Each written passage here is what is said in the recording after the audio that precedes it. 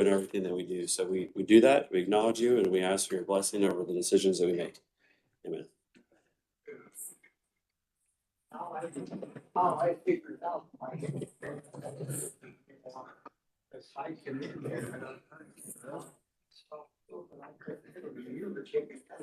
Okay, yeah. He's not here, so you have to skip the attorney. It's here. I guess puts me up. Or at least puts me up back in the minutes.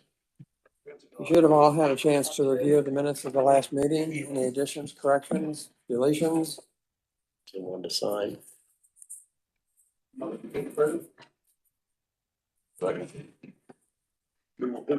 made the motion? Jim and John? Okay. All those in favor? Aye. Opposed likewise?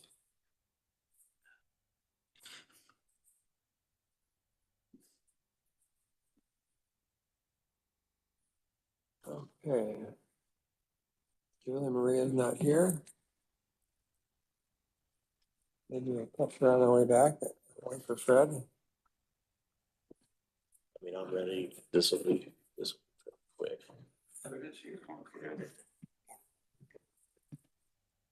Pay the pledge by yourself. You celebrate, Fred. Hey, I never saw you wear that IU shirt before.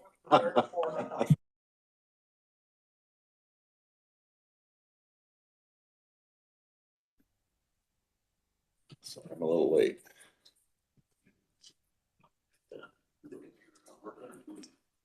Okay.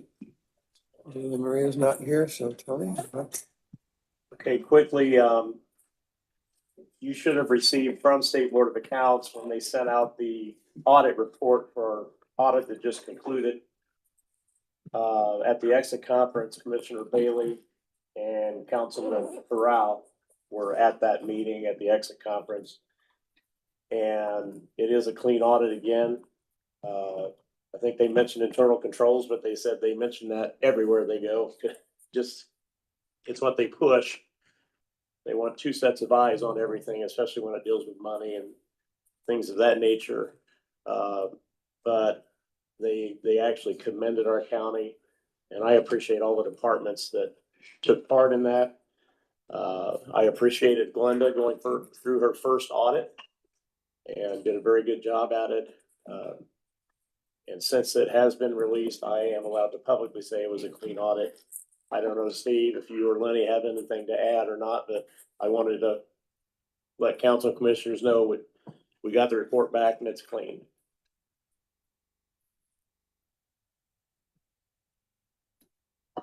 Well done.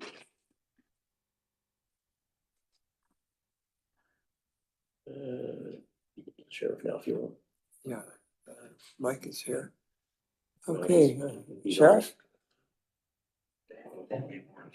Dan, this is regarding your jail inspection. That's what we have on the agenda. Yep.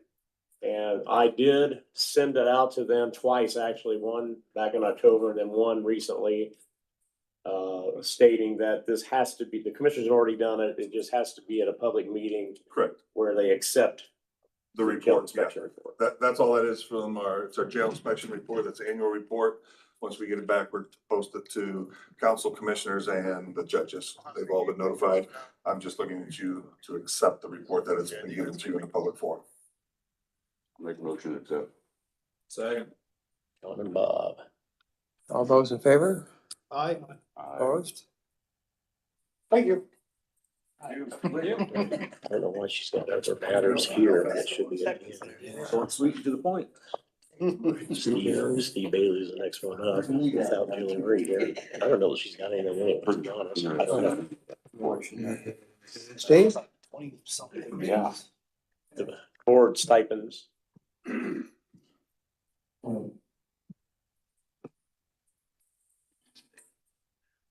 Something that you may remember, I briefly approached during budget discussions.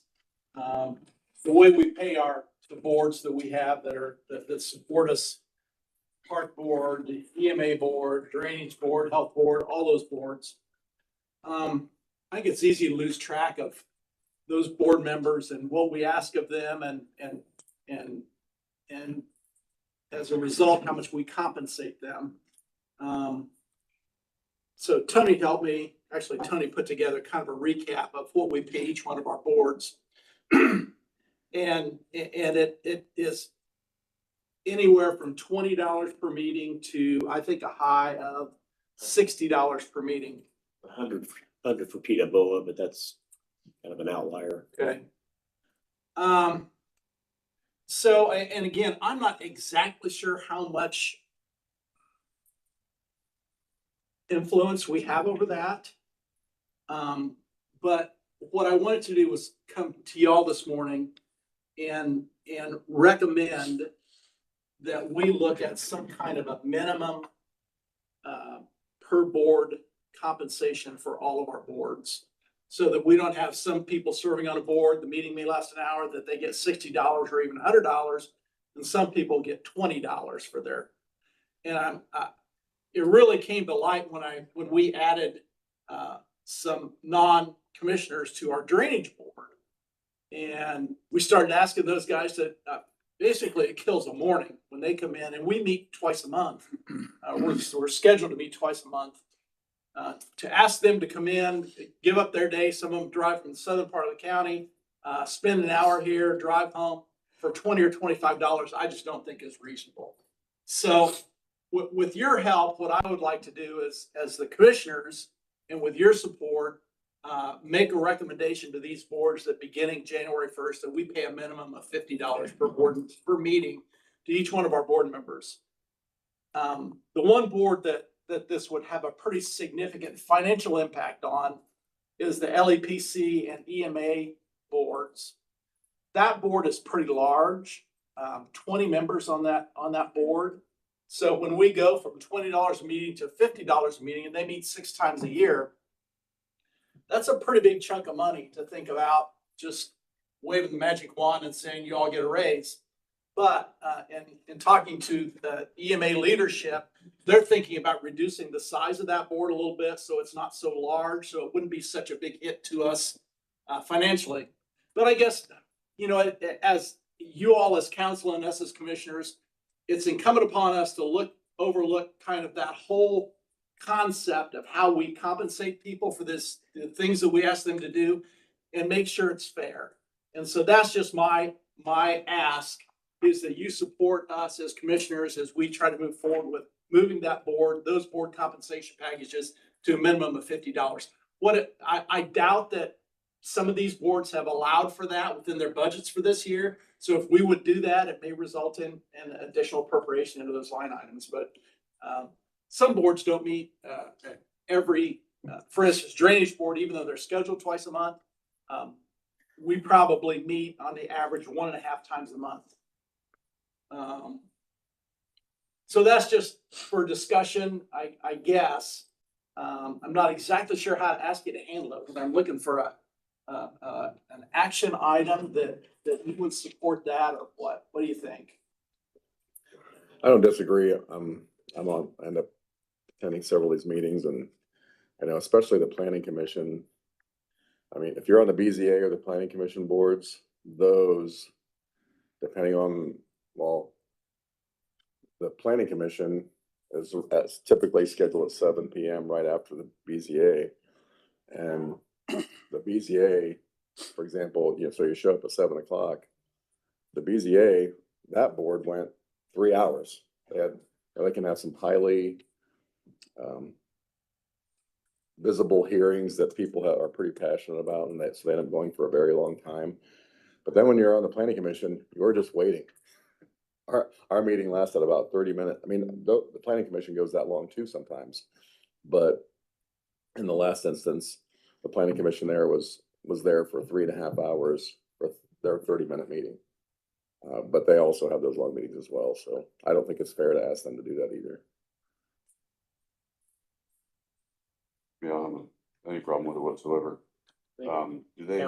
If council's inclined to do it, you can make them, you can vote on that today, that it go to $50 minimum starting January 1st. That didn't have to, that's what I was gonna ask, it didn't have to be in their budget, it turned into the state. Well, might like be an Steve said, Be an additional. there may not be enough in their budgets because this wasn't known when we were putting the budget together.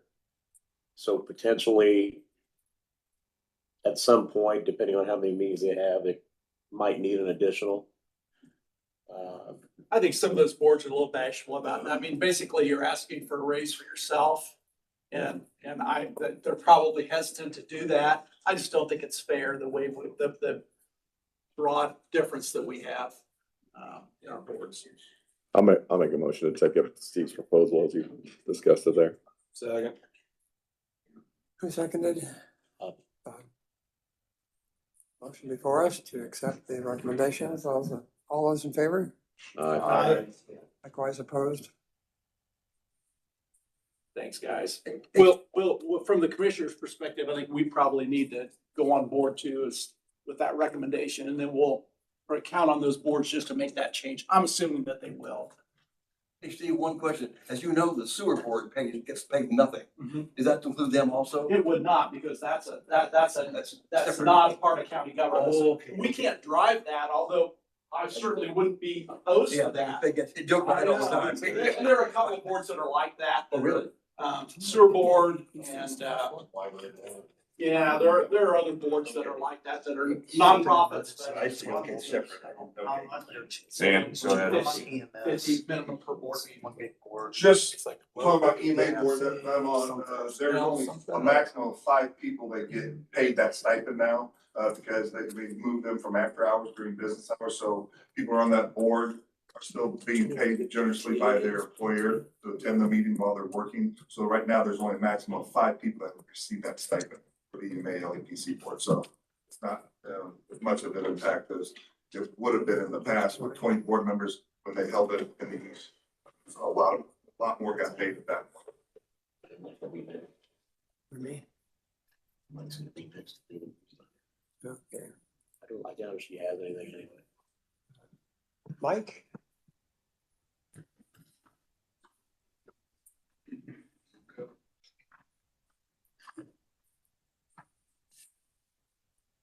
Okay, well, I see on the listing that I'm here about the phone system, so. But I wanted to make sure I came to the prior meeting about trying to get the added amount of $100,000 moved in with. I want to make sure that was passed for today. I have an additional there too that I gave to Tony. We talked about it at the last meeting, so. And it's in there for them to approve. Okay. That's what you'll be reimbursed for throughout 2026. It'll come back, I think is what you said. Okay, so phone system, we've had periodic problems with it. Some here recently, more days than actively working. You know, we had spent some amount of time trying to find out, you know, what's the way to fix it. I kind of have outlined some of the ways in which we could do that. The best way for us to try and defeat that whole thing is moving to a phone system that's in the cloud. And so by doing that, we get away from the kind of phone lines that is typically has to be put in place when you got an in-house phone system. They call them SIP trunks. They have to be put in place, and then those SIP trunks are connecting into phone systems across different manufacturers that whoever we're trying to call. Like if we have from our phone system, we're trying to call someone that's on Verizon or AT&T or something like that.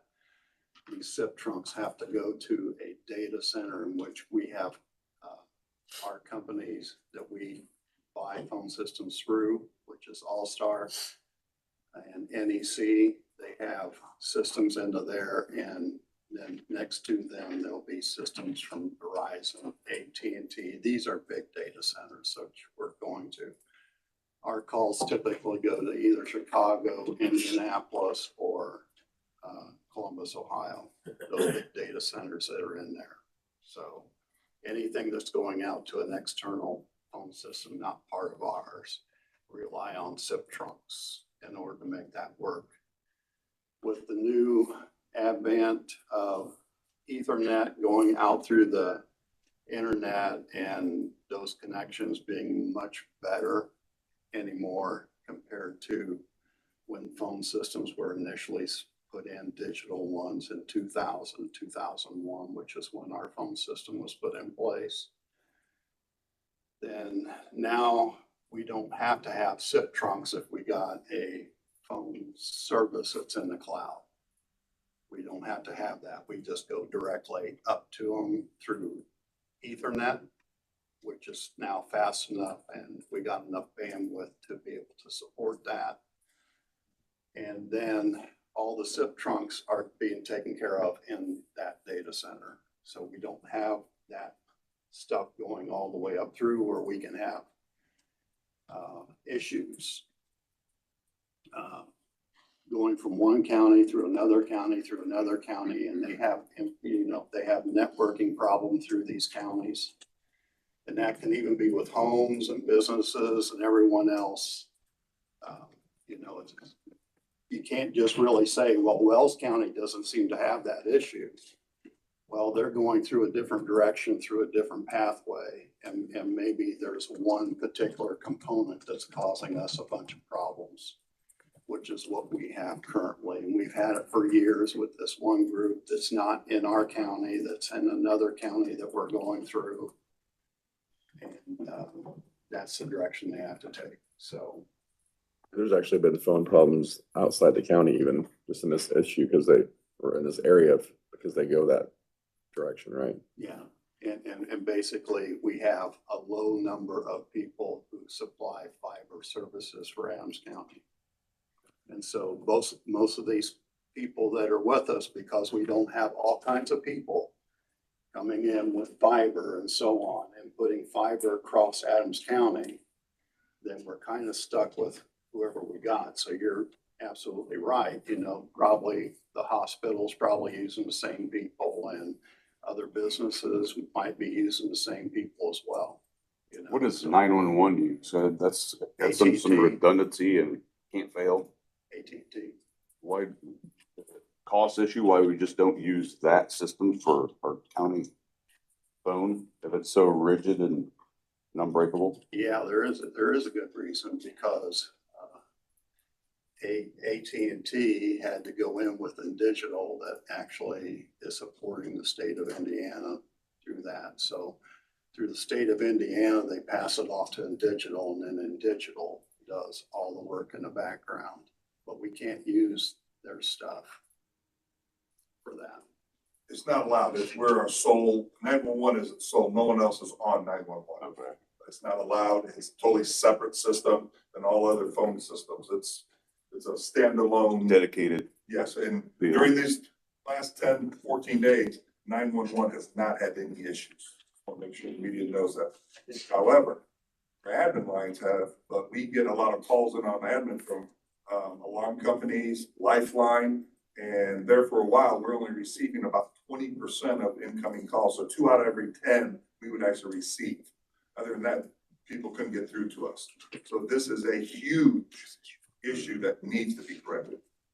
So what kind of time frame and is the additional for this part of it that we talked about last month? Yeah, it's the additional that's going above and beyond, which we don't have budgeted for. We didn't even budget it for it, in June because of that. It appears if we stay with the same people, which is All-Star, and they're using the NEC phone system, then that whole conversion can be a lot quicker for us, because basically they can take an image of our current servers that are in-house and put that image up into the cloud servers that are sitting in the data centers that they go to. So that whole thing ought to be much quicker. And so we have that we need to consider.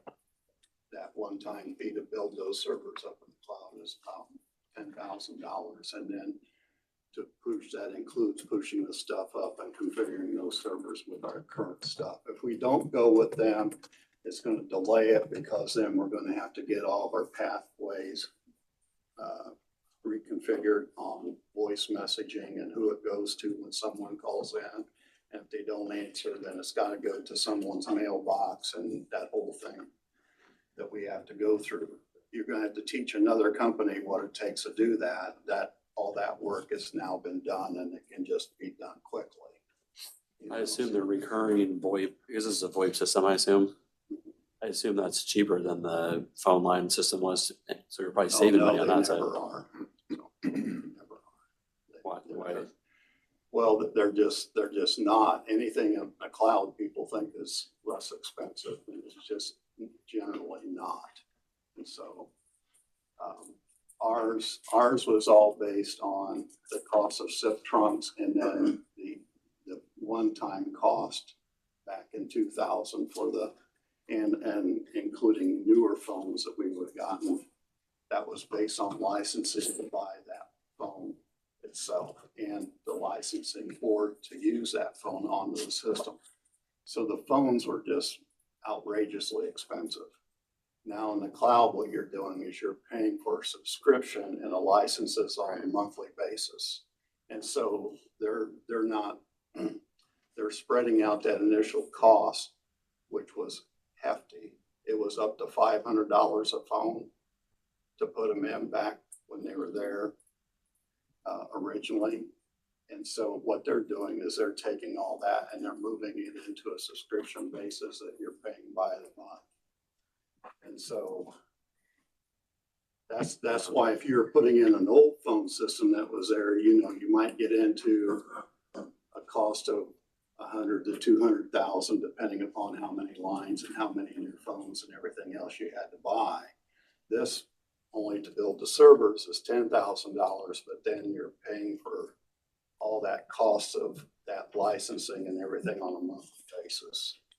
That was done on a one-time cost up front back when they were putting them in. It was probably cheaper to do it this way, but it really isn't based on the fact that you had to pay everything up front. You're saying on our current system, we bought all the phones, we bought all that stuff up front, so we've already sunk that cost. Yeah, But we still probably have phone line costs, I'm assuming, going right now.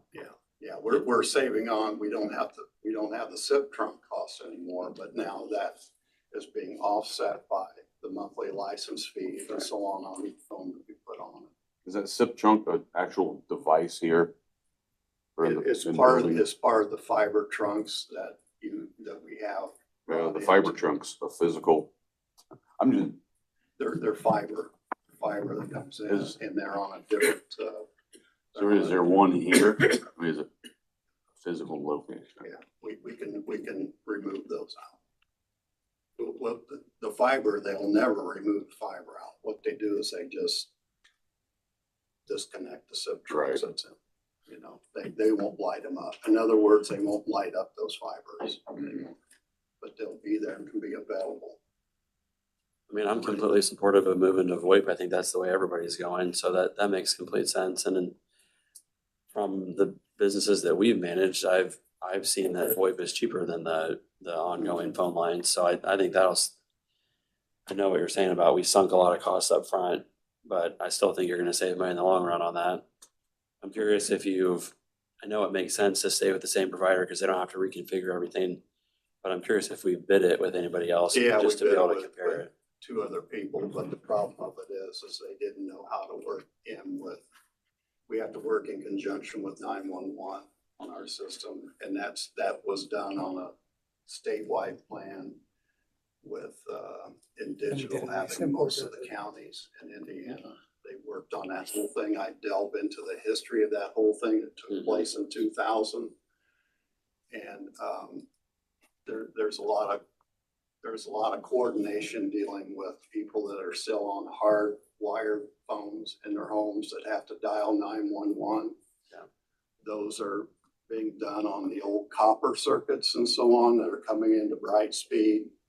And then you have people on cell phones, which are not using. Yeah, no, I'm sure the one you picked is the right one. I just was more asking if you can use that as negotiating, as you show both bids, say, hey, they're doing this, can we get a little bit cheaper? Because I've seen those phone companies negotiate a lot, so I didn't know Well, if we but can get. they couldn't, they didn't know what to do with the other part because they didn't really have a lot of work in Indiana with some of these national companies within digital and so on. And then because there's a whole device that they have to work with on that phone system. It's called a Solitron device that's in there. They didn't know anything about it. We're kind of in a hurry to try and get this whole thing moved away.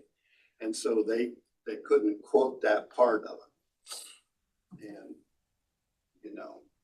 All-Star, the guy, his name is Matt Kavinsky. He used to be within Digital. He was one of the top persons in Digital that provided the whole thing with AT&T and so on with not only Adams County, but a lot of the counties in the state to work through the issues with the wired people and the wireless phones and so on with 911. He was able to show that he could get the time length of a 911 call to be drastically reduced when it would come into dispatch. Yeah. Like within seconds compared to minutes before the call would come in with AT&T. And so basically they took over for most of the state of Indiana through that process. That guy who brought it up is now an owner. He doesn't work within Digital anymore. He is an owner with All-Star who is with that phone system. So I feel really good about staying with them. Oh, yeah, I do too. I don't have any, I'm in favor of everything you're saying. But I did get 2 other quotes, but it was always to the part where they're gonna say, well, we're gonna have to come in and spend a mountain of time trying to figure out how they do all this stuff. Yeah, I guess all I was asking is, were you able to use those other quotes to try and negotiate at all? Because usually those guys negotiate. Yeah, well, I could up to a point until we got to that whole integration with law enforcement. If we didn't have law enforcement part there and they said, oh yeah, we got a whole thing that's set up for Indiana already, and we know about in Digital and all that stuff, then that would have probably been different. But everyone that we got, it was just dead silence, Corey, just dead silence. They just sat there, we don't know quite what you're talking about with this whole thing. And we're gonna have to do a lot of exploration and so on. And So what do you need from us right now? Is there an additional? I don't need it right away, but as it comes out next year, I just wanted to, Keep us. I wanted to keep you in the loop. I wanted to tell you that we're probably gonna have to move real quick with this whole thing because we've been having, like Dan said, we've been having constant problems, So if we have the opportunity to make a motion and vote on it today, I'd assume go that route, just so we're up and ready to go. Cause you said it's If 10,000 you up need to front. move right now, Yeah, there's a Go down the road. $10,000 We'll have it. upfront cost. I mean, I don't think anybody has a problem with 10,000. I would assume no problem with 10,000 up front. Yeah, I guess I would just wonder on the recurring, I assume it's gonna end up being cheaper for the service. I realize the equipment is extra, but do you have a rough idea what we're committing to? For the service a month, it's gonna be for Adams County government, $4,000 a month, And how's that compared to what we're paying right now? 3,000. And that 4,000 includes the equipment that we had previously all paid up in one shot, which we were gonna have They to. will give us all new equipment. Yeah. Part of that all new equipment is that monthly fee and everything else and the licensing and everything. So we're gonna get all new phone systems or all new phones. So I think you are paying less for the service and you're just getting all that equipment included that we were gonna have to rebuy at some point anyways. yeah, it's all 20 years old. Yeah, yeah. So that's why I say, I think I'm all in favor. I think it's cheaper in the long term. It's a better service. I will say, just to support what Mike is saying, I've talked to Mike about it because, and I think maybe even Steve.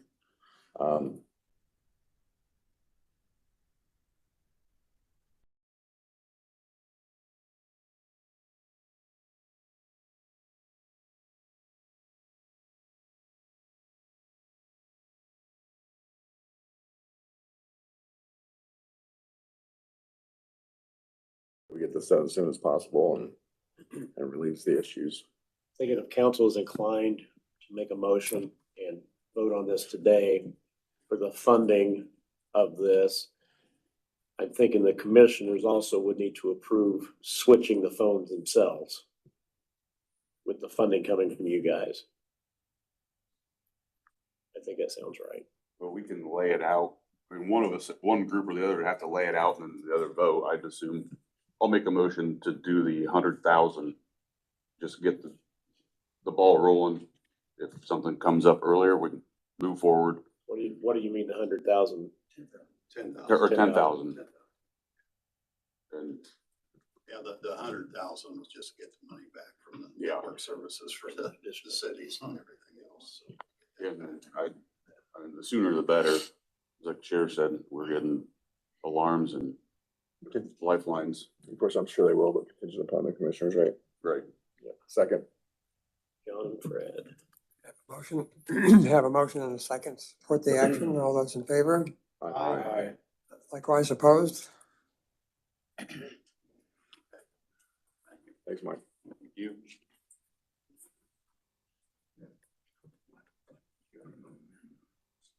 He's always been ahead of the curve.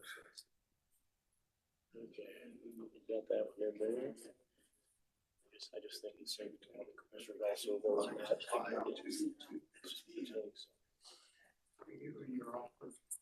You guys have to think of so.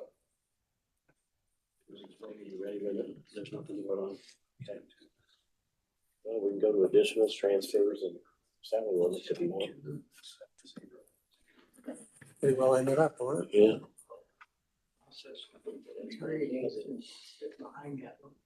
And all additional appropriation. Yep. We'll do them one at a time, salary orders, transfers. Okay, you all should have received the list of additionals, transfers, and salary orders we talked about. Mike's already there. We can go ahead and start with the additionals if you want to. County general total involves surveyor and drainage board, and I'm assuming Mike is here, but I'm assuming that was the one leaving, the other one coming and training at the same time. That was the reason for the surveyor and the drainage board. I'm assuming is because the freeholders came on and there's more pay involved in that. Is that correct? Right, yep. So those are the reasons for the county general overtime, or additionals. Drainage maintenance. I'm assuming you're just a little short on paying your guys, Yeah. overtime costs and so forth. We're kind of an odd operation because of the drainage board and the surveyor's office. So projecting what the weather's gonna do, where our guys are working, we want them to work 100% of the time on tower repairs, but that doesn't happen because of weather. So when they don't work on tower repairs, then they're in the shop working on servicing equipment and all the other stuff. They're still working, but just not the field. So we never know what weather's gonna do on that. Now, this year we hit more weather that all that stuff that we used more of the paper rod chain I am off digging holes, repairing. That's And MVH, Brad is here if you have any questions on the MVH. Or if you have questions of Mike, he's still here too. The 200,000, Mike, is that just appropriating for something you had ordered previously and it's now in? On the $200,000 trucks and equipment? Oh, Mike, me. You, Yes, okay, the oil distributor. okay. Anybody have any questions on the additionals? We need a motion.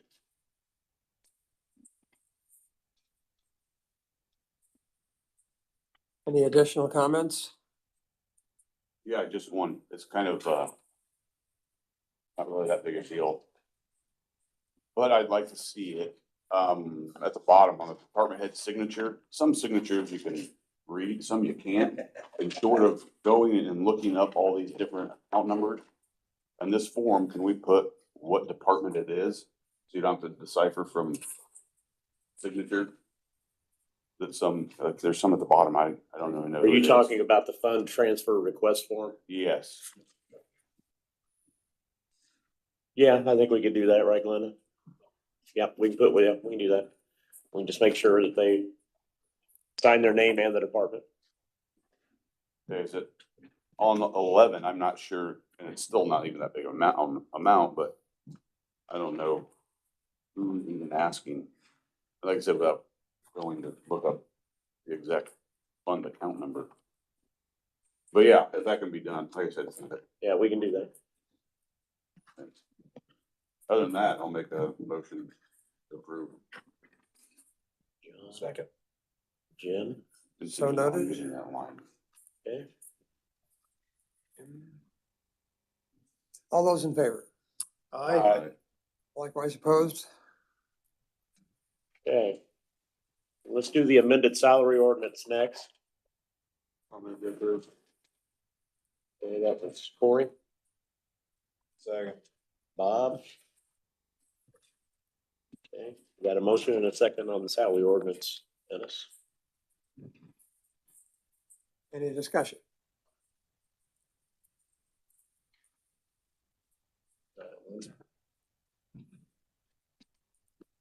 All those in favor?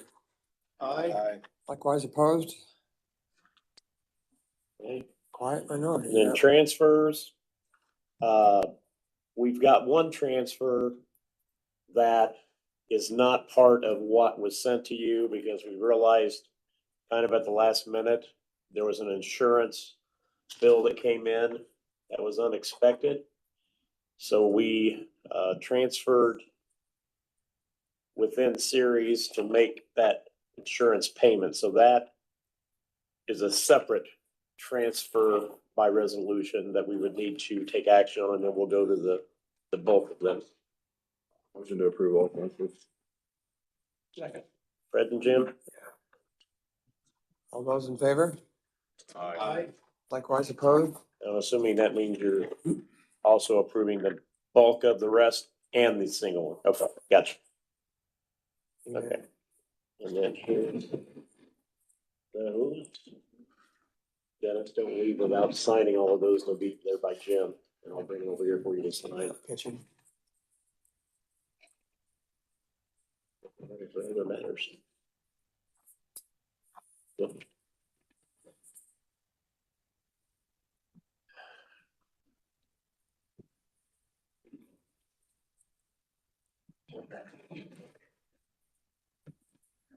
I might note on that the transfers, it's actually a positive thing that there's that many transfers in December, because it means they did not over exceed what they were going to use, and they're moving monies around to stay within their budget and get that done. So all these transfers, I think, is a commendation for all the departments using their money wisely. I just want to throw that out there. I second that. We used to have a lot of additionals, especially at the end of the year, and we've really cut those down and moved into transfers, which is a lot better.